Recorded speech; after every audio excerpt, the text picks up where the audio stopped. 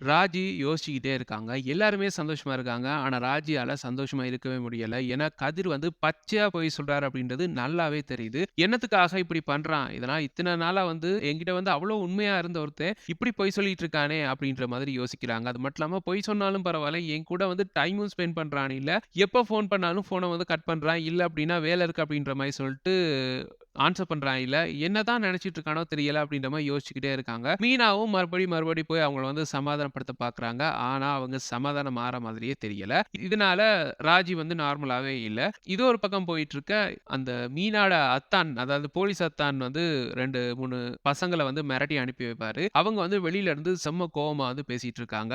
எல்லாத்துக்கும் காரணம் அந்த போலீஸ்காரன் தான்டா. அவன் வந்து கொஞ்ச நேரத்துல நம்ம மானத்தையே வாங்கிட்டு போயிட்டான். அவன சும்மா விடக்கூடாதுடா அப்படின்ற மாரி சொல்லிட்டு இருக்காங்க. அப்ப அவன் வீட்டு பொண்ணு தானே அது அப்படின்ற மாதிரி அவரோட தங்கச்சி வந்து அங்க வராங்க. அவங்கள வந்து பைக்கால வந்து இடிச்சு விட்டுர்றாங்க. இடிச்சுட்டு அப்படியே அங்கருந்து எஸ்கேப் ஆயிடுறாங்க. அப்ப அவங்க விழுந்துட்டு ஐயோ! ஐயோன்னு கத்துறாங்க. அப்ப ராஜி உடனே ஓடி போறாங்க.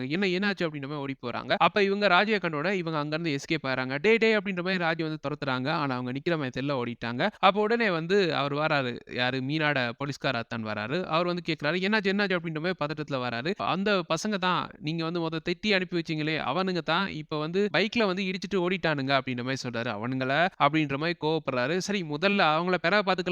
இவங்கள வந்து முதல்ல ஹாஸ்பிட்டலுக்கு கூட்டு போணும் அப்படின்ற மாரி சொல்றாரு. அப்ப எல்லாருமே அவசர அவசரமா ஓடி வராங்க. என்னாச்சு அப்படின்ற மாரி ஓடி வராங்க. மீனாட அத்தையும், மாமாவும் ஓடி வராங்க. அவங்களும் பாத்தியா நான் அப்பவே சொன்னேன். இந்த மாரி இடத்துக்கெல்லாம் வேணாம் அப்படின்னு சொல்லி. கேட்டீங்களா நீங்க? இங்க பாரு என் பொண்ணுக்கு இப்படி ஆயிப்போச்சு அப்படின்ற மாரி மீனாட அத்தை வந்து குழம்புறாங்க. அப்ப வந்து கோமதி வந்து சொல்றாங்க, சரி கோவப்படாதீங்க.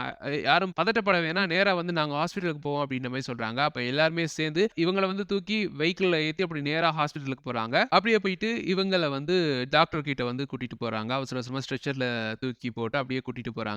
அப்ப ராஜி வந்து திடீர்னு அந்த இடத்துல வந்து கதிர வெஹிக்கிள்ல வந்து கண்டுட்டாங்க. கண்டுட்டு அவங்களுக்கு ஒரு பதட்டம். என்னாச்சு? கதிர் இங்க நிக்கிறானே! இவன் இவ்ளோ பொய் சொல்றானே! நான் கூட அப்ப அவன் சொன்னான் அப்படின்னோன நம்பிட்டேன். அதாவது அவன் இல்ல வேற யாராவது தான் இருக்கும் அப்படின்னு சொல்லி நம்பிட்டேன். ஆனா இப்ப பார்த்தா அவன் தான் வந்திருக்கான். அப்படி என்ன நான் கண்டுபிடிச்சதுக்கு பிறகும் என்கிட்ட மறைக்கிறதுக்கு இருக்கானே! என்னாச்சு அவனுக்கு? அப்படின்ற மாரி யோசிச்சுட்டு இருக்காங்க. யோசிச்சுட்டு மண்டைய பிச்சுட்டு இருக்காங்க. எங்கேயாவது கதிர் இருக்கானான்னு பார்க்குறாங்க. அவங்களுக்கு வந்து கதிர் வந்து கண்ல படவே இல்ல. இங்க வந்து இவங்க போன இடத்துல வந்து டாக்டர் வந்து சொல்றாரு, "பெரிய பிரச்சனைலாம் இல்ல. ஒரு சின்ன ஃபிராக்சர் தான். அதெல்லாம் ஓகே." அப்படின்ற மாரி சொல்றாங்க. அப்பாடா! அப்படின்ற மாதிரி அவங்க வந்து அந்த இடத்துல இருக்காங்க. ராஜி வந்து அங்கருந்து கிளம்பி இங்கால பக்கம் வந்து யோசிச்சுக்கிட்டே இருக்காங்க. எங்க போனா அப்படின்ற மாரி யோசிச்சுட்டே இருக்காங்க. கூட கோமதியும் வராங்க.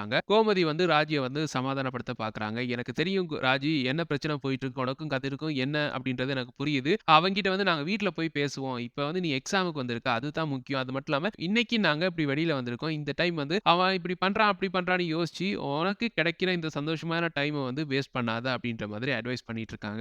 அப்ப அந்த டைம் பார்த்து பாண்டியன் கிட்ட இருந்து ஃபோன் வருது. அப்ப வந்து கோமதி வந்து பேசுறாங்க. பேசிட்டு இருக்கும்போது அப்ப எல்லாரும் எப்படி இருக்காங்க அப்படின்ற மாரி பாண்டியன் வந்து கேட்கிறாரு. அப்ப நடந்த விஷயத்த எல்லாத்தையும் சொல்றாங்க. ஐயோ! அப்படி ஆயிருச்சா? அப்படின்ற மாரி பதட்டமா வந்து கேட்கிறாரு. அப்ப உடனே வந்து செந்தில் வந்துட்டானா? அப்படின்ற மாரி கேட்கிறாரு. ஆமாமா வந்துட்டான். அப்பவே வந்துட்டான் அப்படின்ற மாரி சொல்றாரு. கதிர் வந்தானா? அப்படின்ற மாரி கேட்கிறார். கதிரா? அவன் எங்க வரப்போறான்? அப்படின்ற மாரி கேட்கறாங்க கோமதி. கதிர் அப்படின்னு பேர கேட்டோனே ராஜியும் வந்து என்ன அப்படின்ற மாரி பார்க்குறாங்க. அப்ப வந்து பாண்டியன் வந்து சொல்றாரு, இல்லையே அவன் வந்து சென்னைக்கு தானே போறேன் அப்படின்னு சொன்னான். யாரோ கஸ்டமரோட வாரேன் அப்படின்னு சொன்னான். ஒருவேளை உங்கள பார்க்க வந்திருப்பானோன்னு நெனச்சேன் அப்படின்ற மாரி சொல்றாரு. இத கேட்டோனே கோமதிக்கு வந்து பயங்கர ஷாக்கு. இல்லங்க அவன் வந்து இங்க இல்லையே. அவன் வந்ததே தெரியாதே யாருக்கும் அப்படின்ற மாரி சொல்றாங்க. அப்போ வந்து சொல்ல வேணாம்னு யோசிச்சிருப்பான் போல இருக்கு. ஏன்னா அவன் வந்து முக்கியமான வேலையா வந்திருப்பான். உங்க கிட்ட வர முடியாதுல்ல. அதனால சொல்லாம இருந்திருப்பான் போல அப்படின்ற மாரி சொல்றாரு. சொல்லிட்டு வந்து அவர் ஃபோன கட் பண்றாரு. இந்த பக்கம் கோமதி கிட்ட வந்து ராஜி கேட்கறாங்க. என்னத்த கதிர் வந்திருக்கானா? அப்படின்ற மாரி கேட்கறாங்க. ஆமா அவன் இங்க தான் வந்திருக்கானா சென்னைக்கு. ஏதோ கஸ்டமர கூட்டு வந்திருக்கான் போல இருக்கு. ஆனா நம்மகிட்ட சொல்லவே இல்ல பாரேன் அப்படின்ற மாரி கேட்கறாங்க. ஆமா அத்த நான் வந்து வரும்போது சிக்னல்ல பார்த்தேன். இளநீ கடையில நின்னுட்டு இருந்தான். அவன் தான் அப்படின்னு டவுட்டா இருந்துச்சு. மீனா அக்காட்ட கேட்டேன். அவங்க வந்து இல்ல அப்படின்னாங்க. நான் ஒரு டவுட்ல அவன்கிட்ட ஃபோன்ல பேசினேன். ஆனா பதட்டமா தான் பேசினான். ஆனா கடைசி வரைக்கும் சமாளிச்சான் அத்த. நான் வந்து அங்க இல்ல. நான் வந்து ஊர்ல தான் இருக்கேன் அப்படின்னு சொல்லி அப்படி சமாளிச்சான். இங்க வந்து செந்தில் மாமா வந்து சொல்றாரு, அவன் வந்து வேற எங்கேயோ போயிருக்கான். சென்னையில இல்ல அப்படின்னு சொல்றாரு. ஆனா ஊர்ல இருக்கேன்னு சொல்லி இவன் போய் சொல்றான். என்ன நினைச்சிட்டு இருக்கான் இவன் அப்படின்ற மாரி கேட்டுட்டு இருக்கும்போது, அந்த டைம் பார்த்து ராஜிக்கு ஒரு ஃபோன் வருது. யார் அப்படின்னா, ராஜிட அம்மா வந்து ஃபோன் பண்றாங்க. ராஜிக்கு ஒரு சந்தோஷம். அம்மா ஃபோன் பண்றாங்கன்னு சந்தோஷம். இன்னொரு பக்கம் கதிர் பேசுறாரு இல்லையே அப்படின்ற ஒரு கவலையும் இருக்கு. அம்மா ஃபோன் பண்றாங்க அப்படின்னு சொல்றாங்க.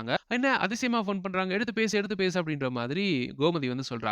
அப்ப ஆன்சர் பண்ணி பேச, என்ன மாதிரி ராஜி எக்ஸாம்லாம் நல்லா பண்ணியா? அப்படின்ற மாரி கேட்கறாங்க. ஆமாம்மா நல்லா பண்ணேன் அப்படின்ற மாரி சொல்லிட்டு இருக்காங்க. அப்பாவ பார்த்துட்டியா? அப்படின்ற மாரி கேட்கறாங்க. அப்பாவா? அப்பா எங்கங்க வந்தாரு? அப்படின்ற மாரி கேட்கறாங்க. அப்ப இன்னும் உன்ன பார்க்க வரலையா? ஐய்யயோ! நான் தான் வளரிட்டனா? அப்படின்ற மாரி கேட்கறாங்க. சொல்லுங்க அம்மா என்ன ஆச்சு? என்ன பிரச்சனை? என்ன அப்பா எங்க வந்தாரு அப்படின்ற மாதிரி மறுபடியும் அவங்க வந்து குடஞ்சு குடஞ்சு கேட்கறாங்க. அப்போ வேற வழி இல்லாம அவங்க வந்து சொல்றாங்க. இல்ல அது வந்து உனக்கு வந்து சஸ்பென்ஸா வச்சிருப்பாங்க போல இருக்கு. நான் தான் உளறிட்டேன் போல அப்படின்ற மாதிரி சொல்றாங்க. இல்ல பரவாயில்ல நீங்க சொல்லுங்க அப்படின்னு சொல்றாங்க. அப்போ வந்து சொல்றாங்க, இல்ல அப்பா வந்து உன்ன பார்க்க போணும்னு இருந்தாராம். அதாவது எக்ஸாம் டைம்ல அதனால உன்கிட்ட வரணும் அப்படின்னு இருந்தாராம். அதுதான் மாப்பிள வந்து அப்பாவ கூட்டிட்டு வந்திருக்காரு. இது உனக்கு தெரியாதா? அப்படின்ற மாரி கேட்கறாங்க. இத கேட்டோனே ராஜிக்கு ஒரு சந்தோஷம். அதாவது இதுதான் நடந்துட்டு இருக்க விஷயம். அதாவது எனக்கு சஸ்பென்ஸ் வைக்கிறதுக்காக தான் இவன் வந்து இவ்வளவு பண்ணிட்டு இருந்திருக்கான். அதாவது வெளியில சொல்லாம என் ஃபோன ஆன்ஸர் பண்ணாம சென்னைக்கு வந்ததையும் சொல்லாம இவ்வளவு பண்ணிட்டு இருந்திருக்கான் அப்படின்னு சொல்லி அவங்க வந்து யோசிக்கிறாங்க. அப்ப வந்து சந்தோஷம் அவங்களுக்கு அவ்வளவு. இல்லம்மா இன்னும் வரல. நான் வந்து சஸ்பென்ஸாவே பார்த்துக்கிறேன். அதாவது நான் இந்த விஷயம் தெரியாத மாதிரியே சர்ப்ரைஸ் அப்படின்னே சொல்லி சர்ப்ரைஸ் ஆயிக்கிறேன் அப்படின்ற மாரி சொல்லிட்டு ஃபோன கட் பண்றாங்க. கட் பண்ணோனே கோமதி விஷயத்த கேட்கறாங்க. அப்ப இப்படித்தான் இதுக்காக தான் வந்திருக்காங்க. அப்பா வந்திருக்காங்க அப்படின்ற மாரி சொல்றாங்க. இத கேட்டோனே கோமதிக்கு சந்தோஷம். அண்ணா வந்திருக்காரா? அப்படின்ற மாரி சொல்றாங்க. அப்படியே வந்து ஜாலி அப்படின்னு சொல்லிட்டு இருக்கும்போது, டக்குன்னு யோசிக்கிறாங்க ராஜி. அந்த வெஹிக்கிளே இங்க இருக்கு. அவன்ட கார் இங்க இருக்கே அப்படின்ற மாரி யோசிக்கிறாங்க. இங்க தான் எங்கேயோ இருக்கான். இங்க நான் வருவேன்னு எப்படி அவனுக்கு முன்னாடியே தெரியும்? இங்க வந்து சர்ப்ரைஸ் பண்ண போறானா? என்ன அப்படின்னு யோசிச்சுட்டு இருக்காங்க. யோசிச்சுட்டு இருக்கும்போது, அவசரமா ஒருத்தர வந்து ஸ்ட்ரெச்சர்ல வந்து தள்ளிட்டு போறாங்க. யார் அப்படின்னு பார்த்தா முத்துவேல். இத பார்த்தோனே ராஜிக்கு அப்பா அப்படின்னு பதர்றாங்க. முத்துவேல் வந்து மயக்கத்துல இருக்காரு. அப்படியே வந்து கோமதியும் கண்டுட்டாங்க. அண்ணே அப்படின்ற மாரி அவங்களும் பதர்றாங்க. அப்படியே அந்த ஸ்ட்ரெச்சருக்கு பின்னாலேயே ஓடி போறாங்க. அப்ப ஸ்ட்ரெச்சர நேரா ஒரு ரூமுக்கு கொண்டு போறாங்க. அங்க வந்து அவர வந்து வச்சிடுறாங்க.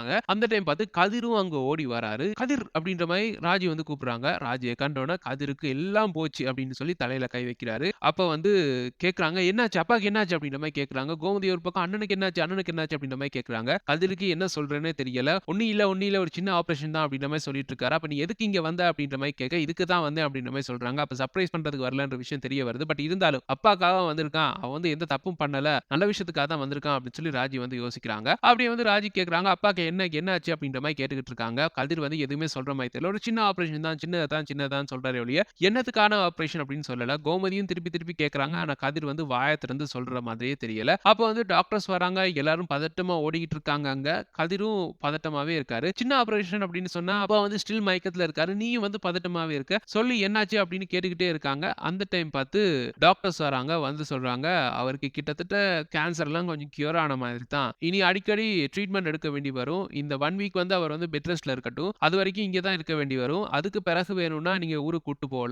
இருந்தாலும் ஒரு 1 மந்த்க்கு ஒருக்கா வந்து கிளினிக் ஃபாலோ பண்ணிக்கிட்டே இருக்கணும். ஏன்னா அவருக்கு மறுபடியும் கேன்சர் வந்து அந்த இடத்துல ஃபார்ம் ஆகுதா அப்படின்னு பார்க்கணும் அப்படின்ற மாரி சொல்லிட்டு இருக்காங்க. இத வந்து ராஜி வந்து கேட்டு பயங்கரமா பதட்டமாறாங்க. அப்பா கேன்சரா அப்படின்ற மாரி கதிர பார்த்து கேட்கறாங்க. கதிர் வந்து ஆமா அப்படின்ற மாரி தலையாட்டுறாரு. ஒரு பக்கம் கோமதி கண்ணெல்லாம் கலங்குது. அப்ப ஏன் இந்த விஷயத்த என்கிட்ட சொல்லல அப்படின்ற மாதிரி ராஜி வந்து கேட்கறாங்க. அப்ப வந்து கதிர் வந்து சொல்றாரு, அவர் தான் சொல்ல வேணான்னு விரும்பினாரு அப்படின்ற மாரி கேட்கறாங்க. நீ மட்டும் வந்திருக்க, அவங்க வீட்ல யாரும் வரலையா அப்படின்ற மாரி கேட்கறாங்க. அப்ப வந்து கதிர் வந்து சொல்றாரு, இல்ல யாருக்குமே தெரியாது. தெரியாம தான் மாமா வந்திருக்காரு அப்படின்ற மாரி சொல்றாரு. அப்ப உனக்கு மட்டும் எப்படி தெரியும் அப்படின்னு கேட்டதுக்கு, நான் வந்து ஒரு ஃப்ரெண்ட பார்க்க போன நேரம் வந்து அவர் வந்து டாக்டர் கிட்ட வந்திருந்தாரு. அப்ப எனக்கு வந்து விஷயம் தெரிஞ்சிருச்சு. நான் போய் கேட்டேன். அதுக்கு பிறகு யார்கிட்டயும் இந்த விஷயத்த சொல்ல வேணாம் அப்படின்னு சொல்லி ப்ராமிஸ் வாங்கியிருந்தாரு. அது மட்டும் இல்லாம அம்மாச்சிய வந்து வீட்ல இருந்து அனுப்புனதுக்கு காரணமும் இதுதான். அவர் வந்து கடைசி நேரம் அதாவது ட்ரீட்மென்ட்க்கு போறேன். அம்மா கூட இருக்கணும்னு ஆசைப்பட்டாரு. அதனால தான் நார்மலா சொன்னா போக மாட்டாங்க. அதனால தான் சண்டை பிடிச்சு அனுப்பி வச்சேன். அப்படின்ற மாதிரிலாம் ஒரு ஒரு கதையா சொல்லிட்டு இருக்காரு. இதெல்லாம் கேட்டுக்கிட்டு இருக்காங்க ராஜி. ஒரு பக்கம் கோமதிக்கு வந்து கண்ணெல்லாம் கலங்குது. அப்படியே வந்து அந்த பக்கம் அவர வந்து படுக்க வச்சிருக்காங்க. அதாவது அவர் ரூம்ல வந்து படுத்திருக்காரு. அப்ப கோமதியும், ராஜியும் வந்து அப்படியே வந்து அந்த கதவு வழியா பார்த்துக்கிட்டு இருக்காங்க. பார்த்து கண்ணெல்லாம் கலங்குது. கதிர் வந்து என்ன ஆச்சுன்னு தெரியல. ட்ரீட்மெண்ட் எல்லாம் ஓகே அப்படின்னு சொல்றாங்க. ஆனா இன்னும் கண்ணு முழிக்கலையே அப்படின்ற மாதிரி பதட்டத்துல இருக்காரு. அது மட்டும் இல்லாம இந்த விஷயம் வந்து இவங்களுக்கு தெரிஞ்சிருச்சே அப்படின்ற மாதிரியும் இருக்காரு. ஏன்னா அவர் வந்து யார்ட்டயும் சொல்ல வேணாம் அப்படின்னு சொன்னாரு. இப்ப நானே இவங்க கிட்ட வந்து சொல்ல வேண்டியதாயிருச்சே அப்படின்ற மாரி யோசிக்கிறாரு. அப்புறம் வந்து கேட்கிறாரு, சரி நீங்க ஏன் இங்க வந்தீங்க அப்படின்ற மாரி கேட்கிறாரு. அப்ப இவங்க நடந்த விஷயங்கள் எல்லாத்தையும் சொல்றாங்க. அப்ப அவங்களுக்கு ஓகேயா அப்படின்ற மாதிரிலாம் கேட்டு அந்த கன்வர்சேஷன் வந்து போயிட்டு இருக்கு. ஆனா ஸ்டில் வந்து முத்துவேல் வந்து கண் முழிக்கல. இது ஒரு பக்கம் போயிட்டு இருக்க நேரம் வந்து ராஜிக்கு வந்து ராஜியோட அம்மா வந்து ஃபோன் பண்றாங்க. ஃபோன் பண்ணி வந்து கேட்கறாங்க, அவருக்கு தெரிஞ்சிருச்சு. அதாவது சக்திவேலுக்கு வந்து இந்த விஷயம் தெரிஞ்சிருச்சு. அவர் வந்து சென்னைக்கு கிளம்பி வராராம் அப்படின்ற மாரி சொல்றாங்க. அப்போ வந்து ராஜி வந்து பதட்டமாறாங்க. சென்னைக்கு ஏன் அவர் வராரு அப்படின்ற மாரி கேட்டுட்டு இந்த விஷயத்த வந்து கதிர்கிட்டயும் சொல்றாங்க. அப்ப ஏதோ ஒரு வழியில வந்து அவர் வந்து சென்னைக்கு வந்தது தெரிஞ்சிருச்சு. எதுக்கு வந்திருக்காரு அப்படின்னு தெரியல. இருந்தாலும் என்ன தான் தேடி வருவாங்க. ஏன்னா நான் தானே கூட்டிட்டு வந்தேன் அப்படின்னு அவங்களுக்கு தெரியும். என்ன நடக்க போதோ தெரியல அப்படின்னு சொல்லி கதிர் வந்து பதட்டமாவே இருக்காரு. அப்படியே இந்த எபிசோட் வந்து முடிக்கிறாங்க. இப்படித்தான் நாளைக்கு அது மட்டும் இல்லாம இந்த அப்கமிங் வீக் எபிசோட்ஸ் நடக்கும் அப்படின்னு சொல்லி நாங்க பிரெடிக்ட் பண்ணியிருக்கோம். எங்களுடைய இந்த பிரெடிக்ஷன்ஸ் எப்படி இருக்கு உங்களுடைய கருத்துக்களை கீழே கமெண்ட்ஸ் வாயிலாக தெரிவிச்சுக்கோங்க. மேலும் பிரெடிக்ஷன்ஸை பெற்றுக்கொள்ள எங்க சேனலை மறக்காம சப்ஸ்கிரைப் பண்ணி இணைந்திருங்க. Thank you.